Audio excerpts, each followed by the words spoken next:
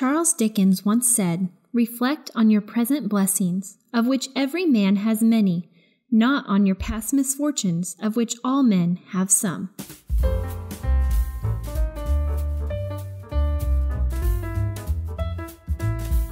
Hello, and welcome to the Elegant Balance Podcast, where we explore how to create a well-balanced life full of simplicity, joy, and beauty.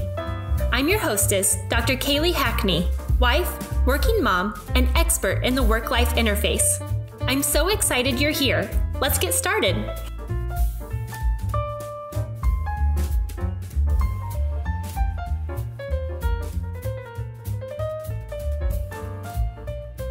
This is typically a season of gratitude, yet I know several of us are struggling to practice it this year.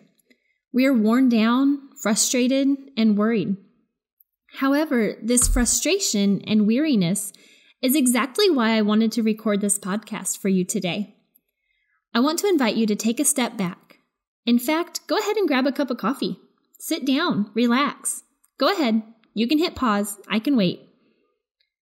Thanksgiving is just around the corner, and if you're anything like me, you recently realized that your children have the whole week off from school. And you might have slightly panicked like I did. I love my children, but an entire week with them at home can be really difficult.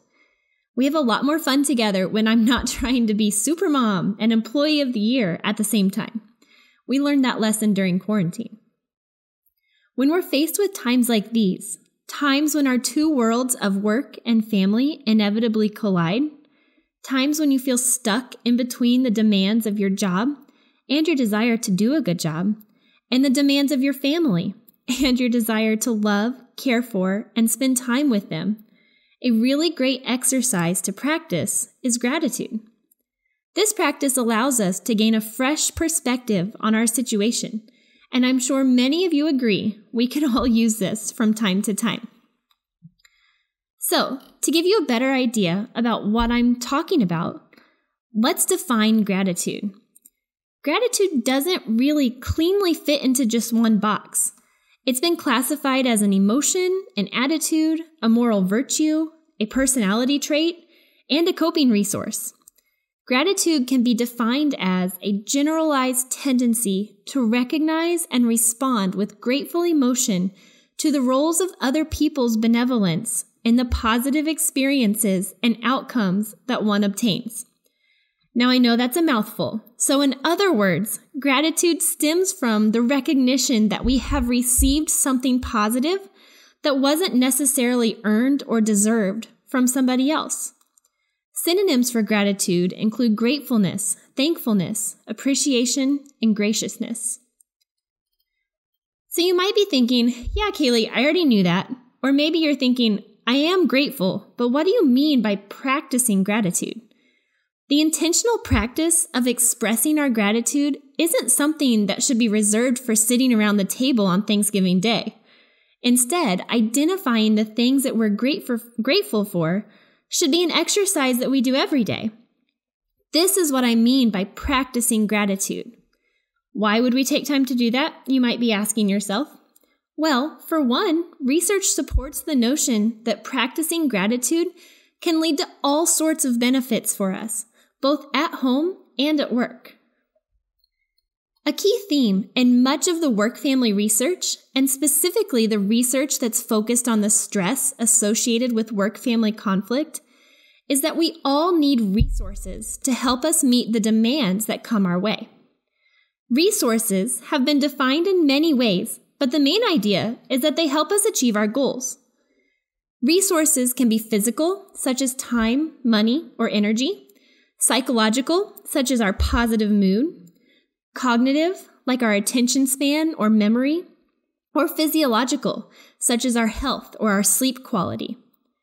The more resources that you have, the better prepared you will be to successfully take care of all of your responsibilities, whether they be at home or at work.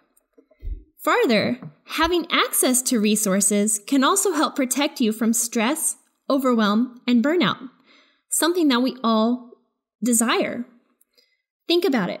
Many of us are working from home and caring for our children during this pandemic.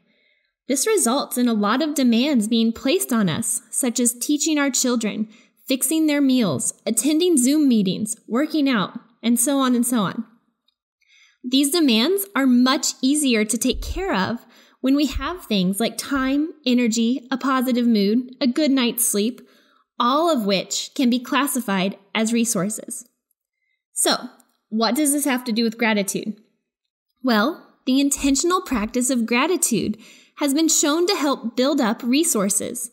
Specifically, research has linked gratitude to a set of psychological resources such as happiness, life satisfaction, positive mood, optimism, hope, and overall psychological well-being. There's even evidence that gratitude is linked to physiological resource gains, such as sleep quality and reduced blood pressure. This makes me really, really excited. We don't always have a lot of control over the resources that are available to us. We can't create more time or energy or money with the snap of our fingers. If you have figured out how to do this, please fill me in. Yet the simple act of identifying the blessings in our life can help us build up some resources so that we can successfully take on each day. In case I haven't convinced you yet, I'm going to say it again. Expressing gratitude is not just for Thanksgiving Day. So how do we practice gratitude? Well, research has suggested a few different aspects of a gratitude practice that make it more effective. First, voluntary participation is critical. Individuals who choose to intentionally practice gratitude will experience greater benefits from the practice than individuals who are forced to do so. This means that you have to decide to do this for yourself. Not because I want you to, or because your best friend keeps telling you how amazing it is and that you should do it. You have to do it for you. Second, the effort that you put into your gratitude practice matters. Individuals who approach this exercise expecting it to be useful and completing it repeatedly and attentively are going to experience greater benefits. In other words, if you really want to increase your resources and reap the benefits from a gratitude practice, don't just halfway do it. I, for one, think it's pretty incredible that you have the ability to increase your own happiness and well-being just by identifying the things that you're grateful for. So what does this practically look like? Honestly, practicing gratitude is really simple. I like to incorporate it into what I call my elegant morning routine. Basically, I get my journal out and write down at least 3 things that brought me joy the day before. I try not to be too general. I want to identify specific moments and memories that I am grateful for. For example, instead of just saying my kids each morning, even though I am very grateful for them, I would write down something more specific, like I am grateful for the experience of watching my children dig through the Christmas decorations and seeing the pure joy and delight at all the treasures that they found in those boxes. See how much more specific that is? It makes me smile again, just saying it out loud. In addition to listing out all of your blessings, you can also practice gratitude by reaching out to someone who you are grateful for, or expressing your gratefulness to them. This can be done by sending a letter to them, or an email, or even a text, calling them, or even visiting them.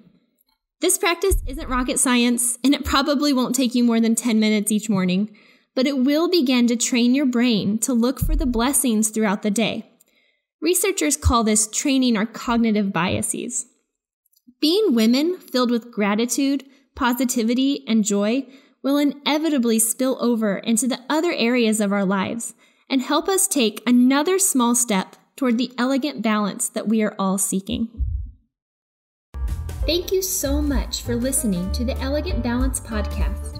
If you enjoyed this episode, be sure to subscribe so that you don't miss any of our future conversations.